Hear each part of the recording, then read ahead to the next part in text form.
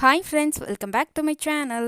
அனைவருக்கும் மிகப்பெரிய வணக்கம். இன்றைக்கி எதை பற்றின வீடியோ அப்படின்னு சொல்லி பார்த்தீங்கன்னா, கர்ப்ப காலத்தில் பொதுவாக கர்ப்பிணிகள் வீட்டிலையாக இருந்தாலும் சரி, இல்லை வெளியில் எங்கேயாவது ட்ராவல் பண்ண போகும்பொழுதும் சரி, அவங்க அதிகப்படியான சவுண்டை கேட்குறதுனால அவங்களோட வயிற்றில் வளரக்கூடிய குழந்தைக்கு ஆபத்து இருக்கா அப்படின்றத தான் இந்த வீடியோவில் நான் சொல்லியிருக்கேன். பொதுவாக கர்ப்ப காலத்தில் அதிகப்படியான சவுண்டு கேட்குறதுனால உங்கள் குழந்தைக்கு மட்டும் கிடையாது, உங்களுக்குமே ஆபத்து தான் சொல்லலாம். அந்த ஆபத்துக்கள் என்னென்ன அப்படின்னு தெரிஞ்சுக்கிறதுக்கு இந்த வீடியோவை ஸ்கிப் பண்ணாமல் வாட்ச் பண்ணுங்கள்.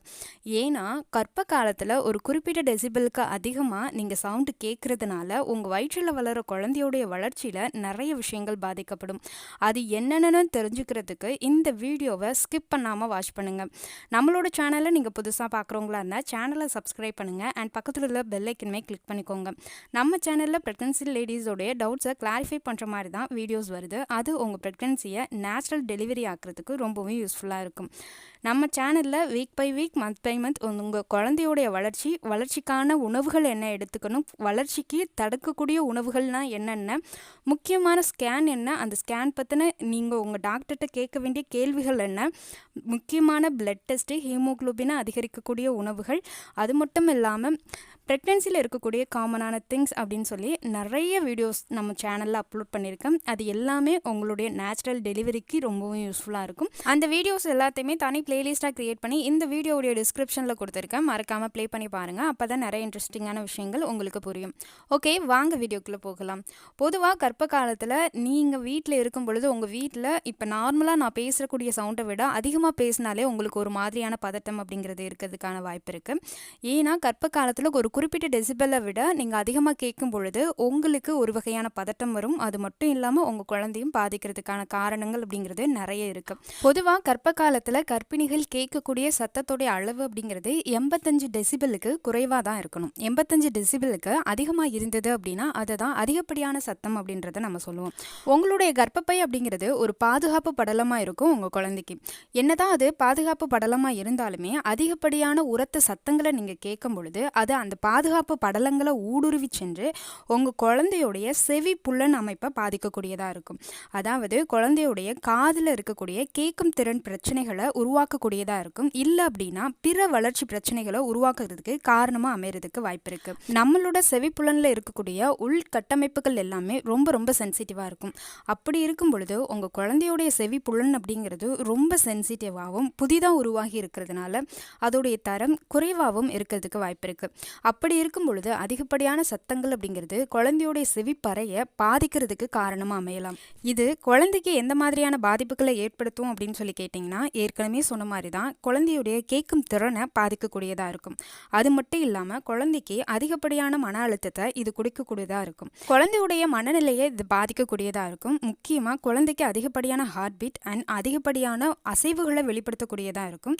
இது குழந்தையுடைய வளர்ச்சியில் சில மாற்றங்களை ஏற்படுத்தும். இதுவே தாய்க்கு எந்த மாதிரியான மாற்றங்களை வரும் அப்படின்னு சொல்லி கேட்டிங்கன்னா, அதிகப்படியான சவுண்டு கேட்குறதுனால தாய்க்கு மன அழுத்தம் அப்படிங்கிறது அதிகமாகும். சில நேரங்களில் ஒரு விதமான பதட்டம் அப்படிங்கிறது உங்களுக்கு ஏற்படும். அதாவது வீட்டில் திடீர்னு யாரோ 2 பேர் சண்டை போட்டாங்களோ, இல்லை அப்படின்னா நீங்களே அந்த சண்டையை பக்கத்து வீட்டுக்காரவங்க போடும் பொழுது பார்த்தாங்களோ, அவங்க கத்திட்டு இருக்கிறத ஒரு விதமான ஒரு பதட்டம் அப்படிங்கிறது உங்களுக்கு உருவாகும். அது மட்டும் இல்லாமல் high BP or low BP வர்றதுக்கும் வாய்ப்புகள் இருக்குது. இப்படி இருக்கிற சுச்சுவேஷனில் இதே மாதிரி நீங்கள் ட்ராவல் பண்ணும் பொழுது டிராஃபிக் சிக்னலில் வரக்கூடிய ஹாரன் சவுண்ட் அது எல்லாமே 85 டெசிபிளுக்கு அதிகமாகவே இருக்கும். கிட்டத்தட்ட 120 டெசிபிள் வரைக்கும் இருக்கிறதுனால அது எல்லாமே உங்களுக்கு டிஸ்டர்பாக கொடுக்கக்கூடியது. உங்களுடைய மனநிலையை பாதிக்கிறதோட உங்களுடைய பிபியை இன்க்ரீஸ் பண்ணும். இது உங்களுடைய டெலிவரியை பாதிக்கக்கூடியதாக இருக்கும்.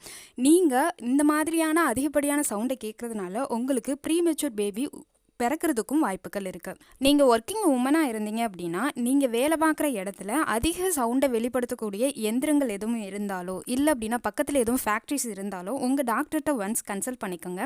ஏன்னா அது உங்கள் குழந்தை வளர்ச்சியை பாதிக்கிறதுக்கு காரணமாக இருக்கலாம். நார்மலாகவே உங்கள் குழந்தை இப்போ எந்தவித மூமெண்ட்ஸுமே இல்லாமல் எந்தவித அசைவு இல்லாமல் இருக்கும் பொழுது நீங்கள் குழந்தைக்கு பிடிச்ச ஏதோ ஒரு பாட்டை போட்டிங்க அப்படின்னா குழந்தை தன்னோட அசைவை வெளிப்படுத்தும். அதுக்கு காரணம் அப்படிங்கிறது குழந்தை அந்த சாங்கை கேட்குறதுனால அது டிஸ்டர்ப் ஆகுறதுனால அது முண்டுது. குறிப்பாக வீட்டில் நம்ம குழந்தை தூங்கிட்டு இருக்கும் பொழுது ஏதோ ஒரு பொருள் கீழே விழுந்தால் கூட எப்படி எழுந்திருக்குதோ அதே மாதிரி தான் அதுவும். இதே போல் அதிகப்படியான சவுண்டை நீங்கள் கேட்கறதுனால குழந்தையோடைய மனநிலை தான் பாதிக்கும். இதுதான் பேசிக்காக இருக்கக்கூடிய அதிகப்படியான சவுண்டை கேட்குறது இருக்கிறதுனால இருக்கக்கூடிய ஒரு நிகழ்வு அப்படிங்கிறது. பொதுவாகவே நீங்கள் ப்ரெக்னெண்ட்டாக இருக்கும் பொழுது ரொம்ப அமைதியான சூழ்நிலையில் இருக்க பாருங்கள்.